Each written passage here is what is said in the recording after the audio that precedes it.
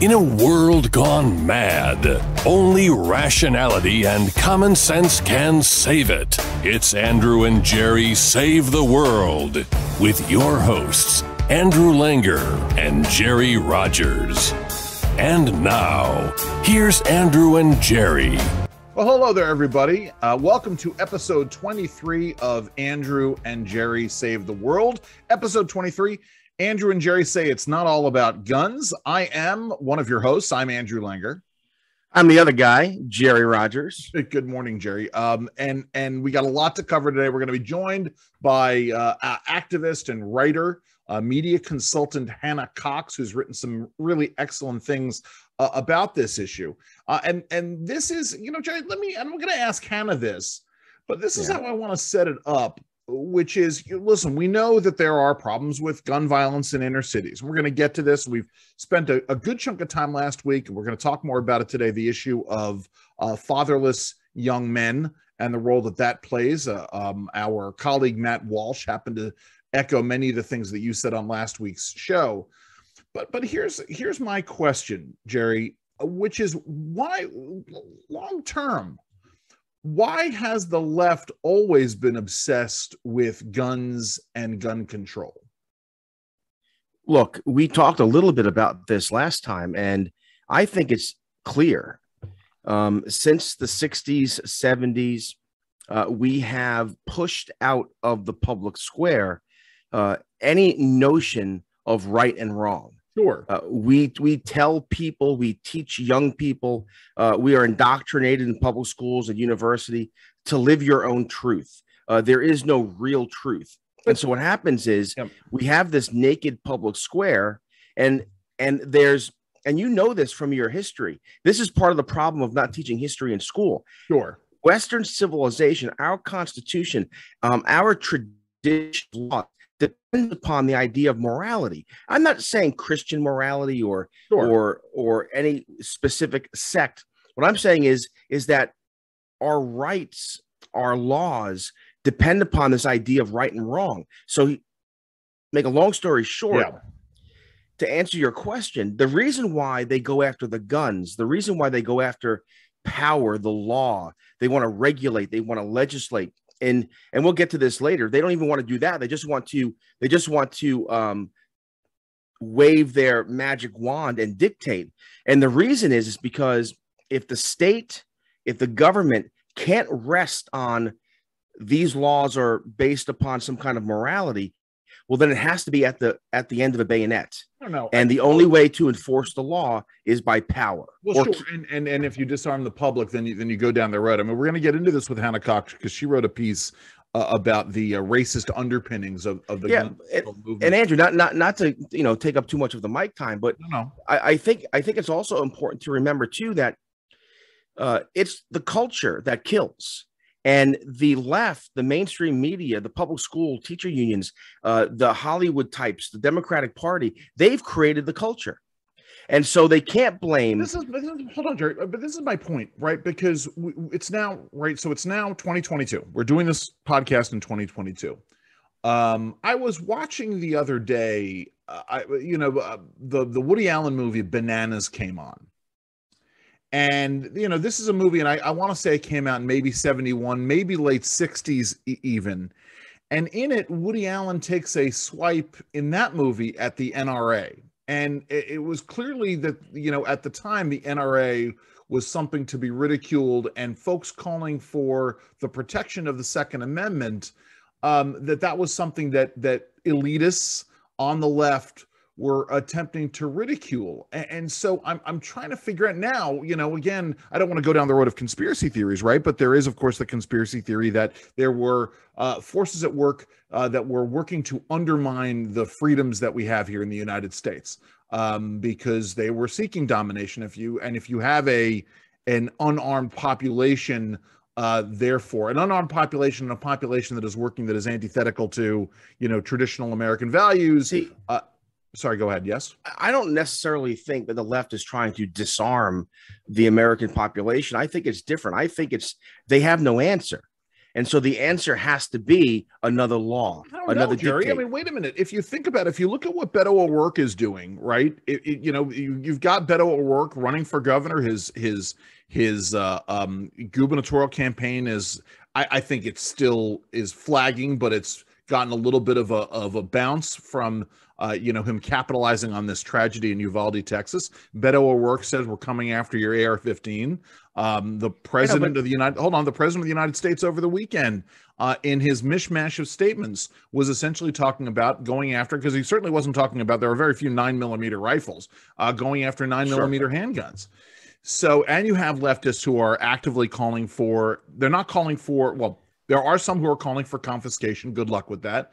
But then they're calling for, spending huge amounts of money on gun buybacks and then making possession of a firearm a felony. Go ahead.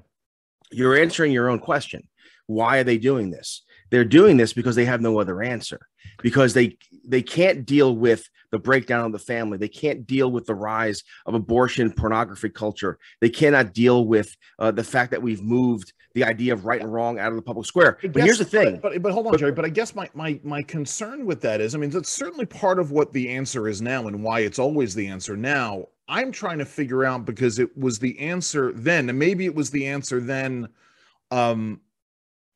maybe it was the beginnings of why we're seeing the answer now. All right. I mean, now, the thing about Bananas, though, the thing about that movie is, people forget this. And Hannah Cox will talk about it when she joins us in a little while. The NRA in the 1960s was seen as a holding up the racist infrastructure. Remember, in California, one of the first calls to ban assault rifles, and I just caught myself. There's no such thing as an assault rifle. Of course. In fact, the term assault rifle comes from Adolf Hitler himself. He wanted to make his troops sound meaner and more dangerous, and so he said they carried assault rifles. Yes. But my point is, back in the 60s in California, there was a move to ban long guns. Yes. And it was so the Black Panther Party could not, remember, the Black Panthers in the 60s were going to events, and they were were protecting themselves, and they were armed. Yes. And so in California, it was the NRA, it was the Republican Party in California, and the Democratic Party in the 1960s that looked for gun control because it was a way that they can control the Black Panthers. Now, I don't know what Woody Allen's association is, but Woody Allen, right? Hollywood movie. At the time, the NRA was seen as a racist organization. Maybe that's it. I mean, but that could have been it. I suppose that's a logical explanation for it. Let's go here. Sort of can I just comment one thing on Beto, please, and others? So you're right. Beto O'Rourke is calling for gun confiscation. You had today Matthew Dowd. Yeah. Matthew Dowd is a serious person. He's on MSNBC regularly. He comments on the news. He was an advisor to former Republican presidents. Yes. He's now a media celebrity. Today, he called for Joe Biden to give the Senate 1 week to come up with a gun ban. Yeah. And if not, the president should just do it by executive order. Well, but here's the thing. But see, this is Beto O'Rourke. This is Matthew Dowd. This is a lot of people on the left are just saying, "Well, just do it." And the irony is that these are the same people who warned us that Donald Trump was bringing tyranny. And what they want to do is, because they want their way, they're willing to say the hell with the law and just do it. That's right. And might get into the how a little bit, because we got a couple of minutes here to talk about this. I was going to go into a little bit of the history, but let's get into the how here, because it gets into something that you and I have talked about in the past. And one of the great tragedies in terms of governance and the body politic of the pandemic. We know that obviously that government and folks in government, they build on the precedent. And so, for instance, actually, we'll get into Operation Chokepoint in a moment. But we know that with regards to the pandemic, and you and I predicted this, we talked about this. We said that if they declare gun violence to be a public health emergency, this gives them the power. They think it gives them the power to engage in all kinds of activities. And again, this is not conspiracy theory. And this is, I'm going to get into Operation Chokepoint now, because we know that things have happened in the past. Sorry, you want to jump in here? Jerry, I can't hear you. To add gravy to your steak, please. I apologize. Just this week, the CDC has once again challenged the mask mandate in public transportation. Again, the most recent CDC studies now tell us that the mask wearing did nothing to stop COVID. Yeah. Yet they're still pushing for the mask mandate. But here's the reason why. It has nothing to do with public health. They want the power to do it. That's exactly it. Yes. And so anyway, to your point, not conspiracy theory, they want the power. They want to retain the power. This is not conspiracy. I mean, this is what they've done. So I'll give you an example. So in two things, two precedents here that were used to build upon things.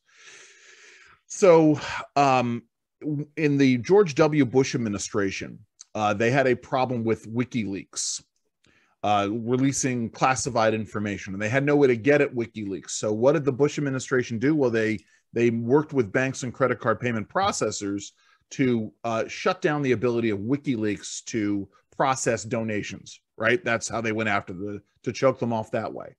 The Obama administration took that method of doing things, and they launched something called Operation Chokepoint, in which if there was a target, either a business or a whole industry, which went against the ideologies of the Obama administration, well, they could declare them to be fraught with risky transactions and therefore subject to the pressures of the Obama administration. They worked with banks and credit card payment processors to shut down the bank accounts and the credit card accounts, processing accounts of firearms sellers and ammunition and firearms makers, and a whole bunch of other industries, pawn shops, payday lending, adult entertainment, etc. And so you see how you build upon this. The last administration, the Obama administration went after firearms in a variety of ways. One of the ways they did it, right, again, the issue of public health emergencies, was that they declared, and I call this the Chris Rock method of doing things. I'll tell you why in a second. They made ammunition, certain kinds of lead ammunition, they made them an environmental hazard, and said if you wanted to go and shoot in certain areas, you had to get steel ammunition, which was far more expensive. And this gets into what Chris Rock said in the late 90s, early 2000s. He said, you don't have to ban guns. He said, you just have to make ammunition more expensive. If you make ammunition, if you make a bullet cost $5,000, you're not going to have this. So there are any one of a number of ways to think about that. Second Amendment. Go ahead. Yeah. But think about that for a second, too. If you are of the elite class, the laptop class, if you are part of the establishment, making it more expensive to purchase a firearm or to purchase ammunition doesn't impact you.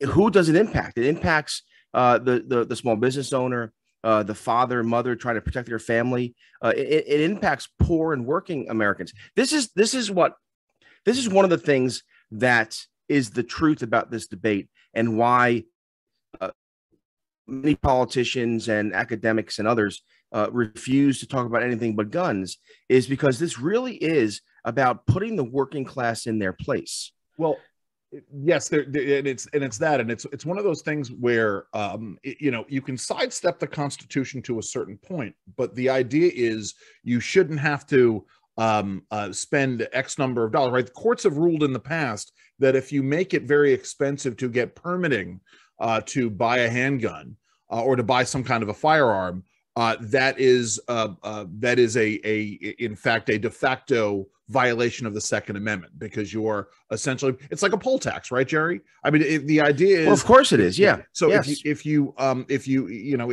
if forcing people to spend money in order to exercise their right to vote is unconstitutional, then the idea of making people spend extraordinary amounts, and obviously the Second Amendment is different in terms of the jurisprudence, set that aside.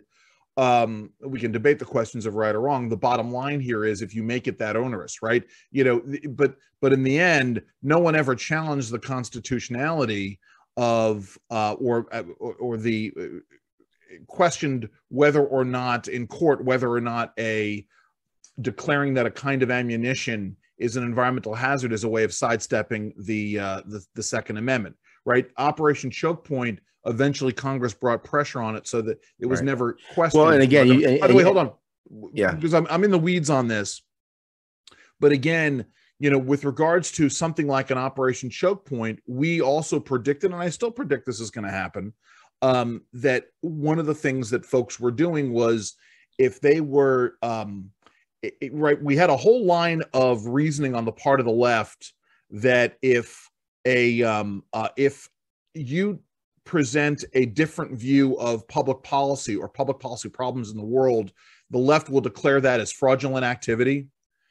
Therefore subject to things like the Federal Trade Commission's laws and make it easier for the government to shut you down. One of the areas that was getting shut down under Operation Chokepoint was small nonprofits. We know that large nonprofit policy advocacy organizations were being harassed under the guise of or under the accusations of committing fraud. Our good friends at CEI, for instance. And so all of these things represent a way for government to sidestep the prohibitions that are in the Constitution, whether it's the First Amendment or the Second Amendment. Jerry, I'm sorry, go ahead. No, and again, but you raise a point indirectly, and that is the Congress doesn't do its job. Yes. So you have all these government, all of them executive agencies, in many ways untethered, disconnected from the law. And the Congress just sits. The Congress doesn't move. Well, and I think, again, going back to if we want to deal with the epidemic of violence in this country, look, just right more news in Oklahoma. Yes. A man goes into a hospital, goes to a specific floor and shoots up the place, kills 4 people, injures others, and then turns the gun on himself. This is not about guns. There is something sick and decayed about our culture. They're evil. I'll say this, you have all these corporations, you have the Marines and the Air Force celebrating transgenderism. Yeah. Again, we have now decided in this country, government pushing this. You have the rainbow flag at the consulate or the embassy, a U.S. embassy in Vatican City. Yes. We have decided that there are no more truths.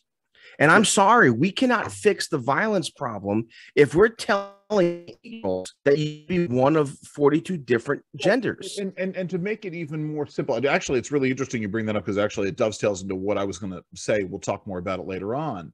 But it also it's to distill it down into real simplicity. If you're not willing to focus on the real problems, we shouldn't be surprised when those problems don't get solved, right? If you can't talk about the issue of fatherless young men and the impact that has on the family, but to get to your statement, Jerry, I mean, with regards to this, I'm not going to pull up the article, I'll pull it up later on. But I mean, we even had a California, and I know all crazy things come from California, but a California Court of Appeals yesterday declared that for the purposes of protecting endangered species, that bees are fish. Yes.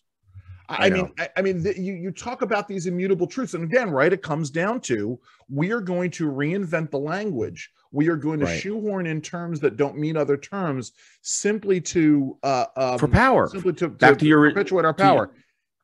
And just a clarification. Yeah, I'm not saying that we should somehow discriminate or make illegal those who want to live out their life in a certain way. But what's wrong is that it is advocated like religion, and we're all forced to believe it and celebrate it. Yeah. And I saw something today, and it breaks care. Yeah, it breaks my heart. So a person that I know and I know well posted on social media that for all those children who are coming out or who are misgendered or whatever the phrases and descriptions are of those struggling with this issue, she said, and if your parents don't accept you, I'm your mom today. I'm giving you a hug today. And I thought to myself, I know personally a number of families that are struggling with their children suddenly deciding that they are misgendered, and the struggle and the hardship these families are going through. And again, because of the cultural decay, those families are left behind. The idea of right and wrong, the idea of that God has a design for us, that's left behind, and we're all to rally and celebrate this new reality. And again, here's my position: we will never deal with the violence in this country if we can't simply say him, her.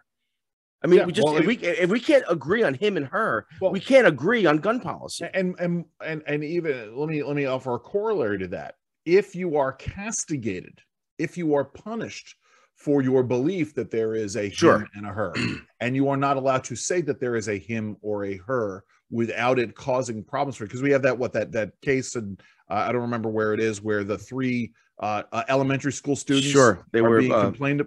Go ahead. They're being prosecuted for sexual harassment. Yes, because they used the wrong pronouns. Yeah, and this is only going to go and stir us up more and turn us against one another. Tell you what, let's break it up there, Jerry, and let's we're going to be joined by, as I said, Hannah Cox. It is now time for expert advice.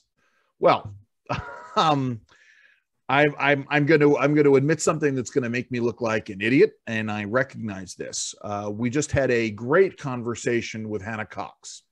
Unfortunately, none of you are going to see this until we get her back, hopefully next week, because I screwed up. This is all on me, and I failed to hit the record button on the Zoom platform that we're using. I suppose I could have automatically recorded it. Maybe that's what I do in the future, is I set it up to automatically record. And then we go through the editing. But anyway, I apologize. We're going to try to get her back. In any case, and this is the thing. It was a great conversation. It was a wide-ranging conversation where we talked about all these issues, and we'll have to get her back for that. And also, our listeners can go to Fee, and also to, what is it, base.com? Based-politics.com. I'll put the link up on the show page. Yeah, and you'll get a sense. Here's a good thing, Jerry. If she can join us next week, maybe she can join with video, because she couldn't do that this week. In any case, let's go immediately to the bottom line. The bottom line. So it was a great conversation. And we covered all of this territory, and she essentially agreed on the issue of, faith and society and values. We talked a little bit about value-based libertarianism and sort of the transformations there. But it comes back to this, Jerry. We didn't talk about this with Hannah, and we should. The way I approach things and the way I approach public policy with these problems and sort of government power is, does the public policy response serve to empower people, or does it serve to disempower people? And that's one of the issues here. And it gets back to what we were talking about in the first half hour of the show, right? Which is, what happened in the 1970s in California, working to disempower the Black Panthers and sort of make it so that they couldn't carry guns at their rallies. And ironically, the National Rifle Association was apparently allegedly involved in this. Right. And it gets down to the conversations that I've had on air about shop owners in Baltimore, empowered to act in their own self-defense. Sorry, Jerry, go ahead. No, again, what I liked about Hannah's conversation, and again, we'll link or put up links to where you can find her best work or work. A couple of things. Number one, she calls out both parties. Yeah. And she talked about how tribalism, how most Americans just go to where their tribe is on any controversial issue, and that there is so much misinformation about violence, about gun use, about the Second Amendment.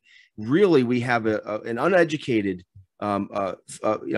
deplete of facts, public discussion on this issue.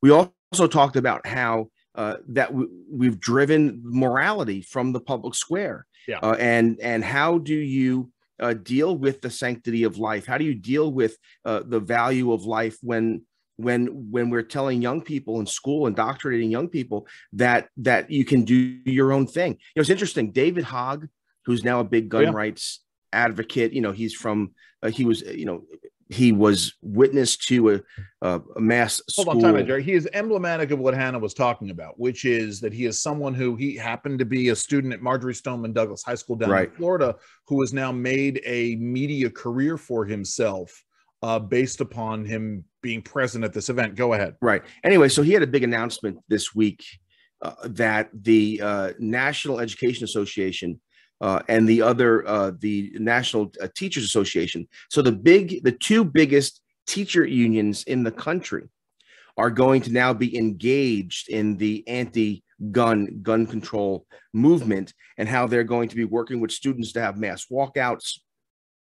And I thought to myself, he lives in a life of no self-reflection, because it was these teacher unions that gave us these lockdowns that in many instances created this mental health crisis that we're in. Sure. We know that these last two shooters, both 18, both were isolated and locked down. So in fact, the teacher unions are culpable. In these mass shootings. We talked about with Phil Kerpen quite a bit the week before the Uvalde shooting happened. Right. Go ahead. But here's the thing. But you have David Hogg he's so fact deficient that he doesn't understand that he's incorporating the teacher unions in this debate, and they're the ones who helped give us the shooters. It's interesting, Jerry, because we go down this road, and Hannah talked about this, right? We asked her a question about sort of the men and women divide and where things stood with that. And we're talking about the fatherless figures, and she talked about the isolation of men. And isn't it interesting that you and I had this conversation this week in which I talked about someone I know who I think I can't figure out if this person has any guy friends or not. And that bothered me. And the issue of isolation, it's funny because somebody else was talking about, we talk about mental health and the gun issue. You go back to Columbine and the Columbine massacre back in 98, 99.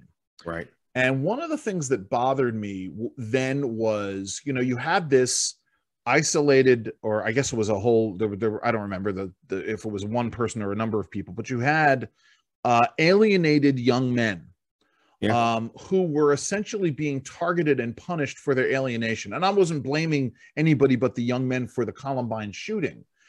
But, one of the other factors we haven't really talked about over the last 20 years is the impact of policies that punish the bullied for being bullied, right? Zero tolerance policies in schools where... Well, yeah, again, you're right about this. Look, I tell this story on the radio all the time.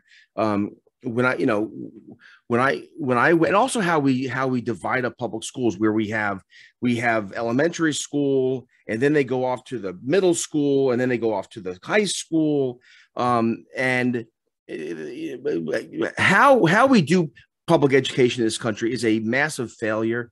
That's another thing that the left doesn't want to talk about. How the failure of public schools is another reason why we see these shootings. But I'll leave that for a second.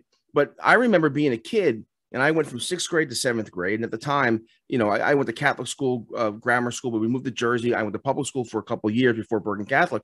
Anyway, I went from 6th grade to 7th grade. And for some reason, these kids started bullying me. Yeah. And they would knock my books out. They tormented me. Sure. And it got to the point where I hated going to school, and I didn't want to bother my parents with it. And one day my father, just looking at my face, says to me, "Jerry, hey kid, what's wrong with you?" And I told him, I said, "These kids at school are bothering me." And he's like, "Well, what did you do about it?" I said, "Well, nothing. I don't want to get in trouble. I don't want to get suspended. I don't want to." He said, "Jerry, the next time this kid looks at you funny, you break his nose." Yes. And sure enough, the next day in school, they came over and they book timed me. In other words, they knocked all my books out of my hands. Yeah. I turned around and I smashed him as hard as I could right in the middle of his face. Yeah. Popped his nose, blood went everywhere. And I did it in front of the assistant principal. And of course, I got grabbed and hauled down. My parents got called. My father was in the Bronx, had to come home, and they wanted to suspend me. My parents said no. Yeah. You did the right thing. And from that day on, I had a different kind of confidence in terms of protect yourself. You were empowered, Jerry. You were empowered to act on your own behalf. This is this is the irony of the gun debate, where we want to take the right, the ability of parents to protect their kids away from them. We didn't even get into that with Hannah, which is that the bright line there. We talk about it takes a village to raise a child, and what we now know from Uvalde is that parents were being physically prevented from going in and protecting their kids. And that's that, and ultimately, Andrew, the person who stopped the shooter was a parent, who borrowed a shotgun from a barber and went in and shot the guy. Here's the thing. If you take nothing away from this show, if you're on the fence when it comes to gun control, we have to do something about guns. Listen to me. There's no one coming to rescue you. The police are not going to rescue your kids. The responsibility to protect your children is on you. And don't let the government take away the tools, the means for you to protect your family. Listen, not to be too glib here, but you can't, on the one hand, be mouthing the phrase, let's defund the police, and on the other phrase say, disarm the population. I mean, it doesn't work that way, because we know, this is glib. It is something that has been said before. We know that, let's assume for a moment that the Beto O'Rourke's of the world have or the Moms Demand Action or the David Hoggs of the world, their fantasies come true. They wave their magic wand and they're able to take every gun away from a law-abiding citizen. They're never going to get the guns that are on, right? Brandon Scott, we want to get into this too, Jerry, for a moment. Mayor of Baltimore. The mayor of Baltimore going and suing ghost gun manufacturers. Right? How is that going to prevent? It's not going to prevent murder number one on the streets of Baltimore. All it is it's going to have Baltimore spend resources. They may win money in the end, or there may be some kind of a settlement, money that will go absolutely nowhere towards helping protect the streets of Baltimore. The only thing that will protect people on the streets of Baltimore is if the population is empowered to defend themselves. Listen, this is going to be harsh, but I'm going to say it anyway. And I have friends. But the fact of the matter is, grown-ups are more concerned with their own happiness and pleasure. I said this on the show last week. This woman who's an editor for a major journal was happily married, 2 children. They bought their dream home in Connecticut. And then one day she woke up, she looking at her beautiful new kitchen and all the great tens of thousands of dollars of appliances and floors and everything else. She had everything she wanted. She had her career, her marriage, her 2 small children. She woke up one day and she felt unsatisfied. And she decided, I'm getting divorced. And then they had to sell the house. They had to get 2 apartments in the city. Then they moved back to Manhattan. My point is that I'm sorry, when you have 2 children, your life's not about you anymore. Suck it up and live your life. And it's not about it's not about your happiness. And listen, there's this myth that the children will be happier if mom and dad are bullshit. No, your children will be happier if you play the role of mom and dad and put your own happiness second to their security and their upbringing. And remember, right? You should never live your life like you're the star of your own movie, right? You should live your life as though God is the star of your movie. But we have look 80%, more than 80% of African American children are born in fatherless homes. 60% of Hispanic children, 40% of white children. We have a broken home epidemic. We're going to be producing more and more shooters if we don't have moms and dads in the home. Let's dive into that, right? Because it's not just that.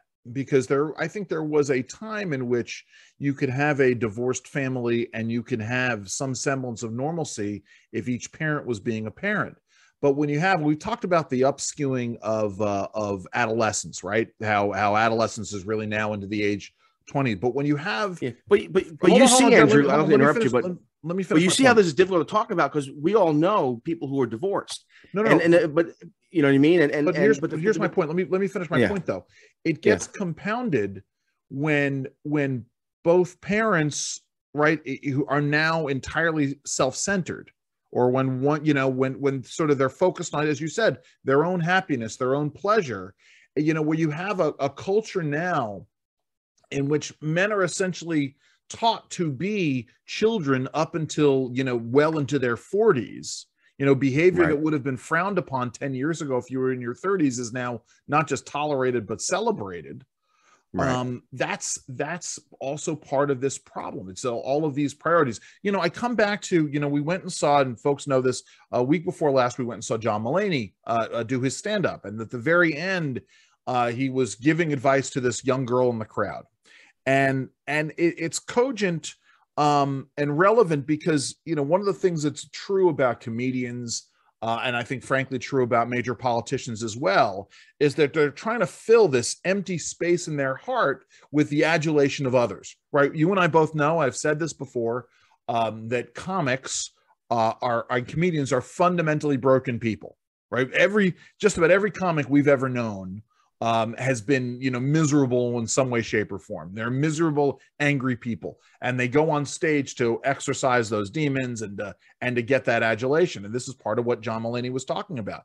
But he went on to say, you can't fill that hole sort of externally, right? There's nothing, right? So there's no amount of drugs or sex or fame is going to fill that. And that with void. regards to this woman in the article, no amount of granite countertops and stainless steel appliances in your kitchen is gonna fill that hole in your heart. The next great purchase. And again, we talked about this already, but we drive God from the public square, from the public discussion, but even worse than that, we have, in certain quarters, we've recreated God in our own image. Yes. And again, I'll go back to it.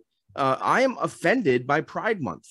Yeah. Not that I don't think gay people should live in dignity and in freedom. Of course they should. You and I were early supporters of civil unions and these sorts of issues. I don't apologize. I am on the record and a fighter for civil rights. But that being said, I don't think it's a good thing that the Marines are tweeting out bullets in the rainbow color. Yes. I also think it's offensive that the administration will hang the rainbow flag, the pride flag, at the Vatican, but won't hang it in 70 countries. We have embassies in 70 countries where being gay is against the law. Yes. And in several of those countries, the penalty is death. Yes. So is the administration this month, June, Pride Month, hanging the pride flag in those 70? No, of course not. So again, there's this hypocrisy. And then you have corporations. I mean, yesterday, Novartis, a pharmaceutical company, was tweeting out about pride. And then all these school teachers, now they have their Ukraine flag and their pride flag. And the irony there is that Ukrainians had to go and get their guns to fight the Russians. Absolutely. And now we're talking, the same people who are saying get rid of the guns are the same people with the Ukraine flag. And now you have these people with their rainbow flag talking about violence and mass shootings. But the whole kind of rainbow movement has destroyed the family in this country. And so this is why, I'm sorry, Andrew, I'm doing a filibuster here, but sure. But this is, go back to how we started. Why the left only talks about guns? Because to talk about everything else is to them to admit that their priorities and their values have created the shooters. Well, that's why it's so important, when Joe Biden gives his garbled word salads, and I just garbled that, his word salads and responses to things, you got to listen very carefully, because he will say the quiet part out loud. And it's important to listen to those things. We know exactly what the goal is, but also, how they are going to misapply and misfocus on the priorities that are out here. I actually want to change gears for a second, Jerry, because we could have talked about this in the rip from the headline segment at the top of the show. But, we're talking about, we've now hit, every state in the union has now hit record high gas prices. And, we talk about garbled word sounds. So we have that issue. We have Joe Biden admitting over the weekend that he didn't know what was going to happen. He didn't understand what was going on with the baby formula crisis. He was told. And then on that, he just got out of a briefing with corporate leaders explaining to him again. And he still said, well, we had no way of knowing. Yeah. Except you were literally told. Yes. And then he doubled down and said, I didn't know. I didn't realize. He didn't believe them. You have Janet Yellen, from the Fed going on and saying, well, we didn't know what massive transfusions of cash were going to do to the economy. And yet here we have these massive. And where did she earn her PhD in economics that she wouldn't know this? Well, yeah. I mean, this is insanity. And so you see these things and you wonder why things don't get better. As I was pointing out to some other folks over the weekend, right? There are two things that are going on with gas. When you have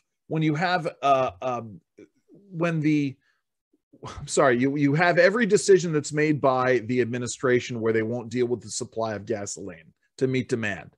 And so, the futures market responds by, increasing prices because they think gasoline is going to get more scarce. And then when you compound that, when you go to the Strategic Petroleum Reserve, right? You go to release oil from the Strategic Petroleum Reserve, and that signals to the marketplace down the road. Oh, and then I want to go through one more thing. There's a third thing here. The Strategic Petroleum Reserve, that signals to the marketplace that you're not doing anything to solve the long-term problem. Which causes the gas prices to go up.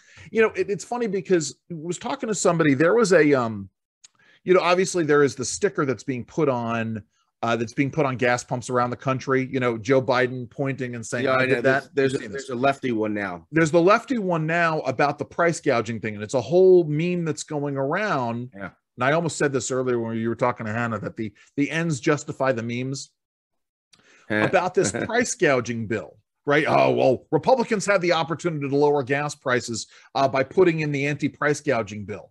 Well, no, that's not the way this all works.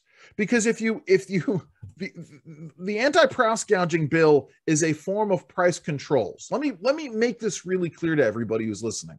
I'm going to make this, and it's subjective. How the legislation is written is that some government entity will decide by osmosis that you are price gouging. And here's the point, right? There's no standard. In the end, what happens is that what this signals to the marketplace, right? The end result of price controls or investigations that lead to price controls is that people will not sell more gas. The supply will dwindle because they think they are paranoid, and rightly so, that they're going to get dinged for selling gas at the market price. And so, like it always happens with price controls, when you control the price of a good, the supply of that good dwindles. So, what it may wind up meaning is that gas prices won't go above nationally $5 a gallon. But what it means is that there will be massive lines for gas and there will be gas shortages. It is literally like these folks. Joe Biden, who is older than dirt, should know better. He was there when we had the gas crisis of the 1970s. I mean, Jerry, do you remember waiting in line with your parents for gas? Yeah, of course. I remember waiting in line with my mom for gas. I remember my dad trading out with his buddies license plate numbers. There you go. So, you know what I mean? Hey, can I have, even day? Can I have your even? I need gas. I mean, but here's the thing. The bottom line, right? Never have so many been wrong about so much. Yes. I mean, everything this administration has done has caused problems, crises. The border. Look, we haven't 140,000 overdose deaths last year. The greatest amount in our history. The last 2 years, we're approaching 300,000. And this is because of open borders. Then you have the administration's green energy, climate change policies that is driving up energy and gas prices, which in turn is driving up food prices. Then you have the lockdowns. What did these people think? You lock down the economy for 2 years, and then you throw cash and you print money.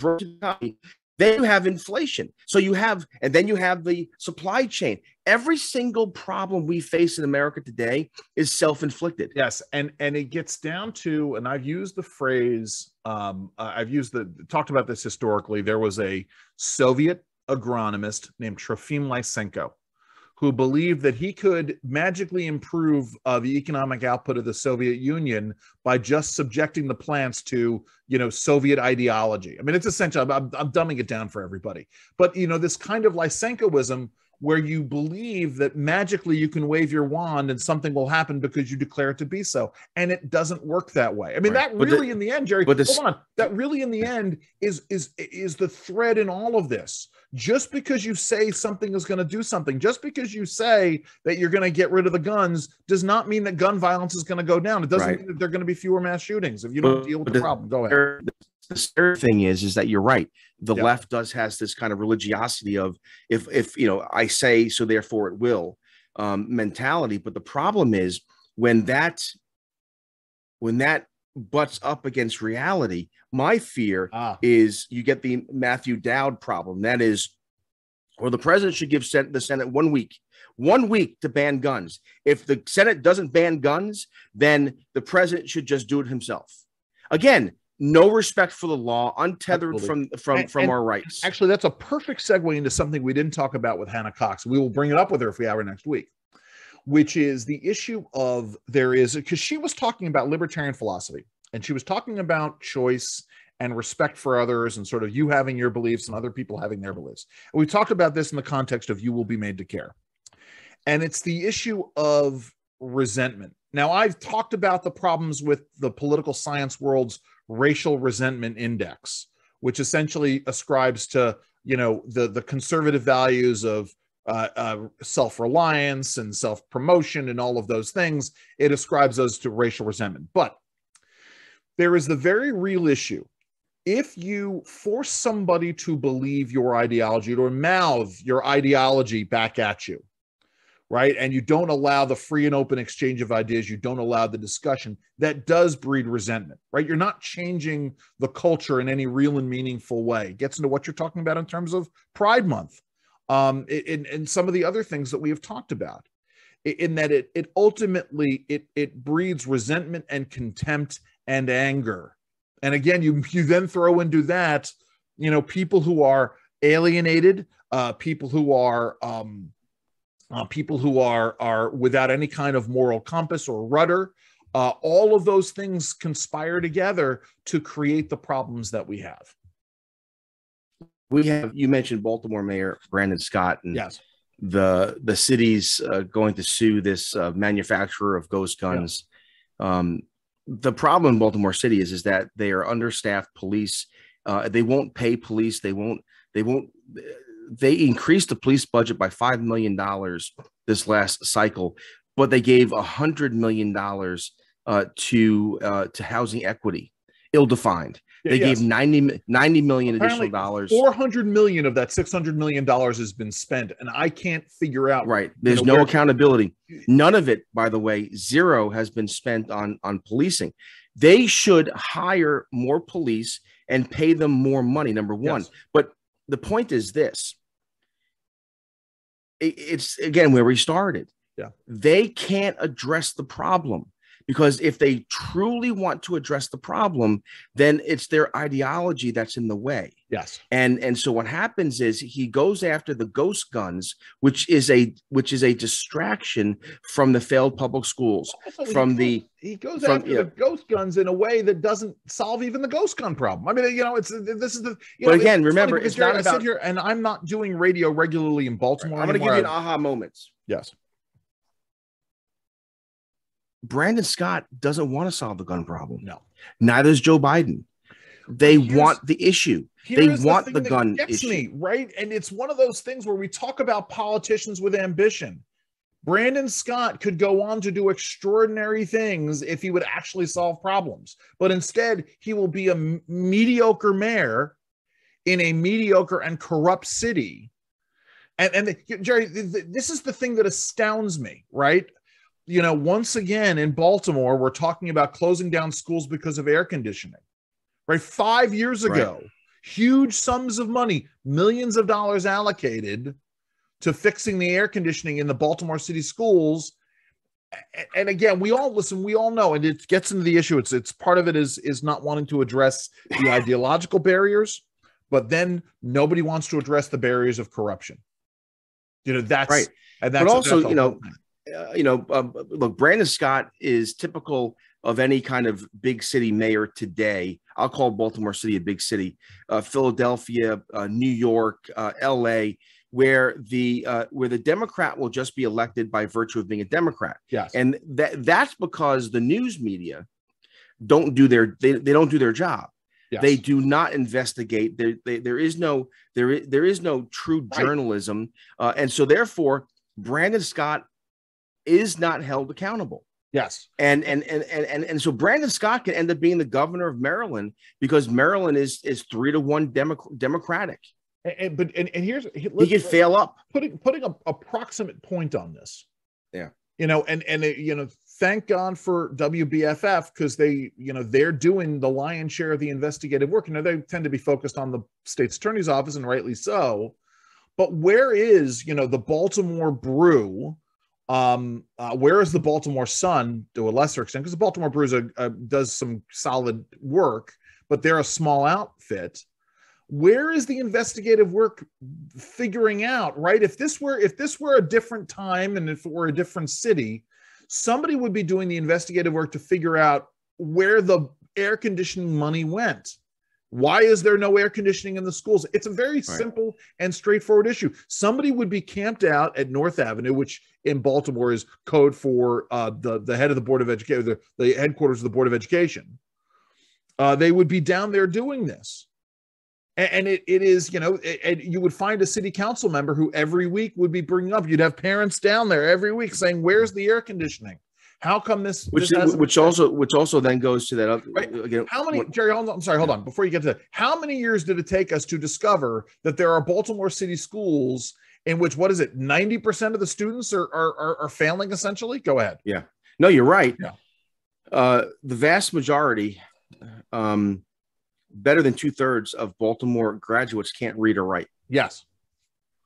Yes. They can't read or write, and they can't do. They're not proficient in math. But again, they're also not very good at cleaning off car windows, Jerry. I mean, every time I go and I want to get my car window clean, sorry, go ahead. But this is a problem again, wherever there is machine politics. Absolutely. 100%. Yeah. So listen, let me shift gears here a little bit. Some programming notes. We're going to try to get Hannah Cox back. I apologize again for that. I am so mortified. Jerry will tell you how mortified I was when I realized this while we were talking to her. And I know I shouldn't be dwelling on it, but I am, because that's who I am. But I am so excited about some of these other things that are going on, Jerry. I'm going to announce it here. Next week, Tuesday and Wednesday, June 7th and 8th, I am co-hosting with Larry O'Connor on O'Connor and Company on WMAL. That's in DC. Go and check that out. You can get that online. You can listen on a variety of different apps, your smart speakers, etc. I am then going to fill in for Larry O'Connor in the number 1 seat on O'Connor and Company on WMAL all of 4th of July week. So no, not doing a show from Colonial Williamsburg this year. So tune in all that week. That's 5 a.m. to 9 a.m. every day, which I'm amazed. Good luck. In the intervening week, on the 14th, 15th, and 16th of June, I am sitting in for Derek Hunter, heard in Baltimore on WCBM, but also nationally syndicated. That is from 9 a.m. to noon, as I said, the 14th, 15th, and 16th, Tuesday, Wednesday, and Thursday of the week after next. So tune in there as well. Lots going on, and hopefully it won't distract me, Jerry, to the point where I don't hit record on any future recording. Well, don't worry about that. Well, this was a good. Just let me peel back the curtain for a second. So Jerry's like, it has to be recorded, and I'm like, maybe. And then I go and I look, and I'm like, oh no, because it would be a huge violation of my privacy if the meeting were being recorded without my knowledge. So I kind of get that. I screwed up. Jerry, go ahead. I'm sorry. No, just I think that these conversations are important.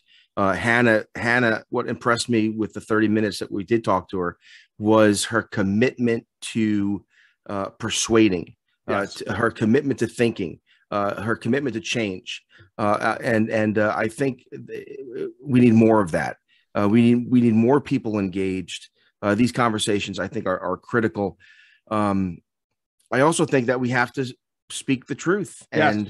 and that's a real problem. We're afraid to speak the truth. We can't talk about the breakdown of the family because because I don't want to judge people. We can't talk about the gender issue or the transgenderism because I don't want to be. We have to speak the truth. Too many. Someone wrote this out yesterday. Catholic Vote, which I follow on Facebook, put out a thing yesterday saying that the left is proud to shout out their sin, and the church is afraid to push back. Sure, they did it in a more pithy way, but it's the truth. Too many of us are just afraid to say anything. Yeah. And I think that's like all conviction. Yeah. Anyway, so when are you going to see Top Gun Maverick, Jerry? Oh, Friday. I'm going. The whole family's going. Good. So we'll get the full review of that next. I watched. I read a review yesterday, and I don't know why I read Vanity. I was reading Vanity Fair as part of my Real Clear Books and Culture kind of research, and my goodness, was the review was devastating. Really? Oh, it was. This is nothing but right-wing propaganda, and this is the dying gasps of the right wing, and all right wing, and everything was go. You know what? Go see it. Go see a movie. Yes. Does everything have to be? Again, did we talk about this last week? Well, no, but keep in mind, right? I mean, someone had one of our faithful listeners had said when we had this debate a couple of weeks ago about the movie, he was like, well, he loved the movie, by the way. He was a skeptic and he was turned around, but he said, they kowtowed to communist China and removed the Taiwan patch from his jacket, so I'm not gonna like it. And I'm like, oh God, just go and watch the movie. Sorry, go ahead. Yes, Jerry. No, but I'm not sure if we mentioned this last week, but just real quick right now. Gabe Kapler, who's the manager of the San Francisco Giants, he won't come out now and stand for the national anthem. He doesn't feel good about his country. And I thought to myself that this, again, is virtue signaling. He's doing it because there's no gun control. And until there's gun control, he's not going to stand for the national anthem. And I thought to myself, what a poser. Yes. What a coward.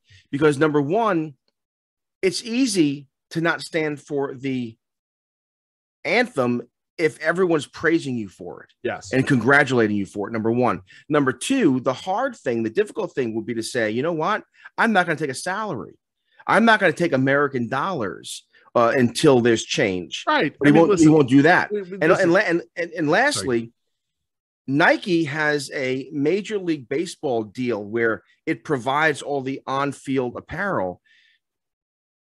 Nike has its factories in China. Oh, yeah. China uses slave labor. Where is Gabe Kapler on slave labor? Yes. But that's difficult, though. Where is Major League Baseball's apology for what they said and what they did with regards to the All-Star game? I mean, listen, this is all right. You're talking about sort virtue of signaling, hollow gestures and virtue signaling that are fundamentally wrong, and then when it's clear that you were wrong in this, you don't do anything about it. It's funny. I know we got to go, but I was driving. We moved Bridget out of her apartment at Catholic, and so we're driving through this very, what's the word, Tony part of Washington D.C. Yes. Really beautiful homes and everything else. Ritzy. And there was this kind of contagion because all of these beautiful homes in this very, very lobby rich, not ethnically diverse, a very white neighborhood, Black Lives Matter signs everywhere. Yeah. And I just thought to myself, this is just these people thinking they're doing good. Yes. They don't actually do good, but they virtue signal in the place of doing good. Yeah, and when it comes to this gun debate, it's not enough to just say, I'm going to confiscate the guns. We're going to take your AR-15s. It's not enough to put, a flag on your social media. People have to be moms and dads. Speak the truth. Let's deal with our decaying culture, and then maybe we'll see violence tip and start going the other way. Plant your feet, Jerry. You need to do that. Find the truth, plant your feet, stand firm. God bless you. Have a great week, everybody. Have fun and stay safe.